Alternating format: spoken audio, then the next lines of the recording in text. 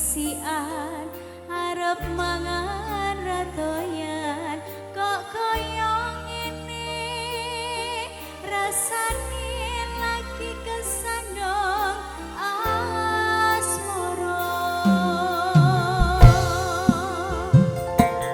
ono omah rasane wis ora krasan karep atiku kudu kepengin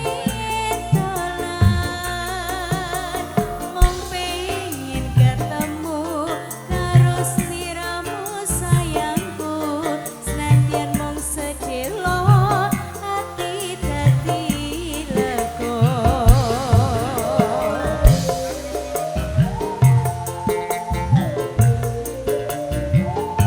Gadis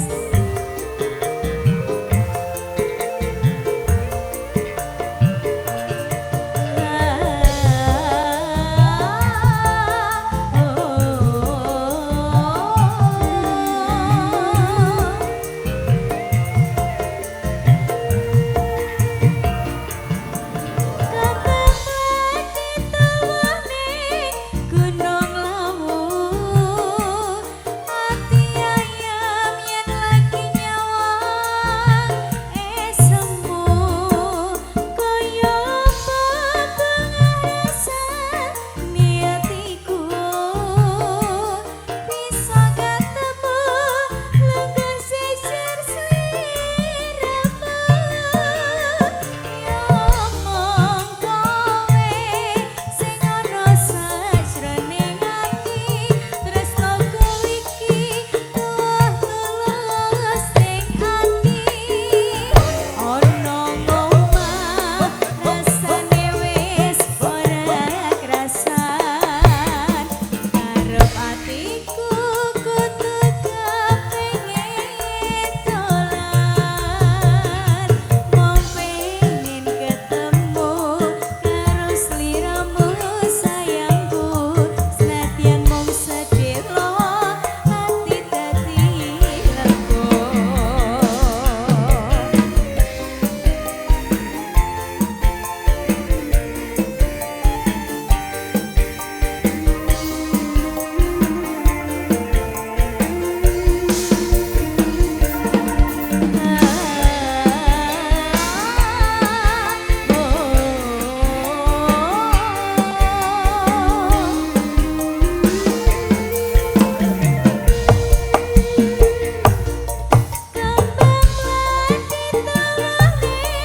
Gunung Lawu ati ayam yen lagi nyawang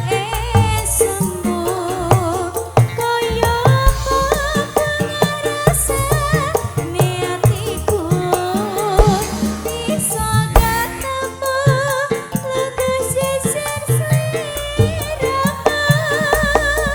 ya mong kowe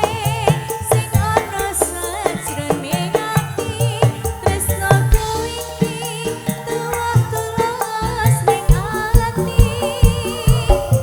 gampang lagi tuwaning Gunung Lawu ati ayam yen lagi nyawang semu kaya pengarasan niatiku bisa ketemu lenggah sisir sliramu ya mong kowe sing ana sajroning ati tresnaku iki tuwuh tulus ning ati tresnaku iki tuwuh tulus ning ati Kesandung asmara Mbak Renita, terima kasih matur nuwun Bapak Ibu diagungi pangang sami tebih saking raos panundung.